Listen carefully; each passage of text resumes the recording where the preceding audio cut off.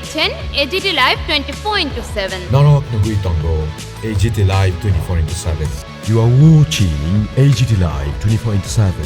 आप देख रहे हैं एजीटी लाइव 24/7। যার শিকার মোদিজি না, যার শিকার ভারতবাসী, কোটি কোটি ভারতবাসী। কার জন্য আমাদের রাজ্যবাসী এগিয়ে আসবেন, ঐক্যবদ্ধ হবেন, শান্তি বিনষ্ট। মার্টিন লুথার কিং এর মতো মহামানবের যে কথা না বাড়িয়ে বলবো যে ভারত সরকার এই ভয়াবহ আক্রমণের পরেও এই নির্বিচারে শিশু হত্যা, স্কুলের ছাত্র ছাত্রী হত্যা, এর পরেও ভারতের সাথে ইরানের দীর্ঘদিনের বন্ধুত্বের সম্পর্ক এবং বাণিজ্য চুক্তি বজায় আছে। এখনো কিছুদিন আগে 7 মাস আগে ইরানের গুরুত্বপূর্ণ সমুদ্র বন্দর, যেই বন্দরে ওই ট্রাম্পের দৃষ্টি নিবদ্ধ আছে, যেখান থেকে শুধু ইরান নয়, ওই সমস্ত দক্ষিণ পূর্ব এশিয়া এবং মধ্যপ্রাচ্যে ভারতের ব্যবসা বাণিজ্যের পথ অনেকটাই সুগম হবে। মোদিজি সেই চুক্তি করে। আজকে এটাও মোদিজির কাছে বড় কথা নয়, বড় কথা হচ্ছে আমেরিকার দাবিদারি করা। আজকে ওই ইরানের গুরুত্বপূর্ণ যে পথ, জলপথ, সেই জলপথ বন্ধ হয়ে যাওয়ার ফলে আজকের দিনে আমাদের দেশে পেট্রোলের দাম বেড়ে গেছে। আর এই যদি বজায় থাকে নাগালের বাইরে চলে যাবে, সংকটগ্রস্ত হয়ে পড়ে যাবে আমাদের দেশের অর্থনীতি, মানুষের অবস্থা দুর্বিষহ হয়ে যাবে। সেই জায়গায় দাঁড়িয়ে এখন পর্যন্ত ভারত সরকারের হাস্য একেবারেই দুর্বল। অতীতে কোন সরকার, এমনকি অটল বিহারী বাজপেয়ীও এত দুর্বল ভাষ্য দেয়নি।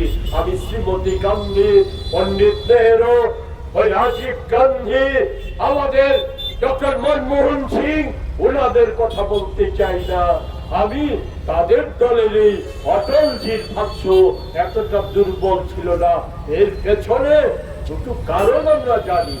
একটা হচ্ছে অ্যাকশন ফাইল, যে অ্যাকশন ফাইলে যুক্ত আছে ওই ট্রাম্প সাহেব, এবং সন্দেহ অ্যাকশন ফাইল থেকে এখন পর্যন্ত যা কিছু বেরিয়েছে তাতে সন্দেহ মোদি জড়িত থাকা বিষয়টা, মোদির মন্ত্রিসভার সদস্য জড়িয়ে থাকার বিষয়টা। আর তার সাথে আছে আপনার আদানির মামলা, ওই আমেরিকার আদালতে আদানির মামলা। আমরা বলবো আদানি নয়, মোদি নয়, 140 কোটি মানুষের স্বার্থে, 140 কোটি মানুষের মহান গণতান্ত্রিক দেশ, স্বাধীন দেশের স্বার্থে আজকে এই সময়ে অবিলম্বে এই যুদ্ধের, এই অন্যায় যুদ্ধের প্রতিবাদ এবং এই যুদ্ধ বন্ধের যুক্তিযুক্ত ভাবে, নির্ভীক ভাবে কূটনৈতিক উদ্যোগের সাথে সাথে আরেকটা কথা বলে আমি আমার কথা বলা শেষ করব। সেই কথাটা হচ্ছে এই আমাদের দেশে একে কেন্দ্র করে অস্থিরতা সৃষ্টির চেষ্টা হতে পারে, আমাদের রাজ্যেও সেই চেষ্টা হতে পারে। সেদিকে দাঁড়িয়ে দেশের সরকার নিরপেক্ষভাবে, নির্ভীকভাবে অস্থিরতা সৃষ্টির চেষ্টাকেও যাতে রুখে দেওয়া যায়, প্রতিহত করা যায়, তার জন্য আগাম প্রস্তুতি সহ সব ধরনের উদ্যোগ গ্রহণ করবেন। এই আশার অনুসারী আজকে আমরা এই কারণে যদি কোনো রকম শান্তি বিঘ্ন হয়, আমাদের তরফ থেকে না হোক, দেশে আজকাল এটা প্রচলিত হয়ে গেছে যে কোনো মাধ্যম থেকে যে কোনো ভাবে কংগ্রেসকে জনসমক্ষে হেয় প্রতিপন্ন করার জন্য যে কোনো ধরনের ষড়যন্ত্র হতে পারে, এগুলি হয়ে চলছে। বলে এই সুযোগ যাতে না পায় তার জন্য আমরা আজকের এই যে পুর নিগমে গণ ডেপুটেশনের কর্মসূচি স্থগিত করেছি। কিন্তু আপনারা শুরুতেই শুনেছেন এবং সকলেই অবগত হয়ে গেছে, পৃথিবীতে এই সময় একটা ভয়ঙ্কর বর্বর দানবীয় যুদ্ধের নামে একটা এমন কিছু বিষয় সংঘটিত হয়েছে যা বিশ্ববাসী মাত্রই উদ্বিগ্ন, এবং আমরা ভারতবাসী বিশেষ করে আমরা গভীরভাবে উদ্বিগ্ন।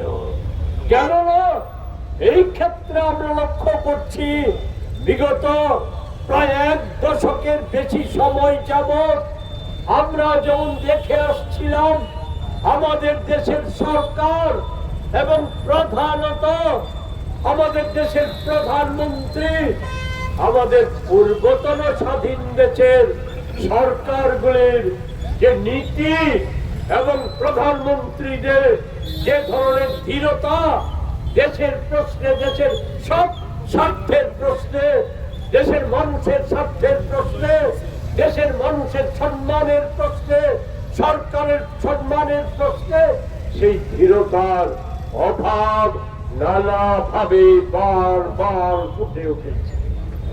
এবং এখন তো এটা একেবারেই নগ্নভাবে প্রকাশিত হয়ে যাচ্ছে। এটা ভাবতে অবাক হয়, আমাদের লজ্জা বোধ হয়।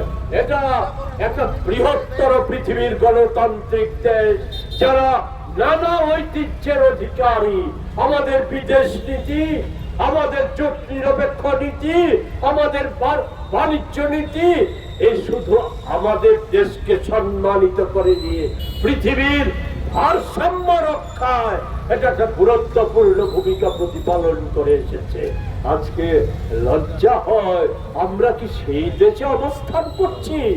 না, আমেরিকার কোন অধস্তন, ইসরায়েলের মতো বর্বর নৃশংস কোন দেশের অধস্তন একটা দেশ হিসাবে আমরা আজকে পরিণত হয়েছি, এই সন্দেহ ক্রমশ বেশি বেশি করে পাচ্ছি। আমি সে প্রসঙ্গে অনেক বিষয়ই জানা, আমি সেগুলির বিশদে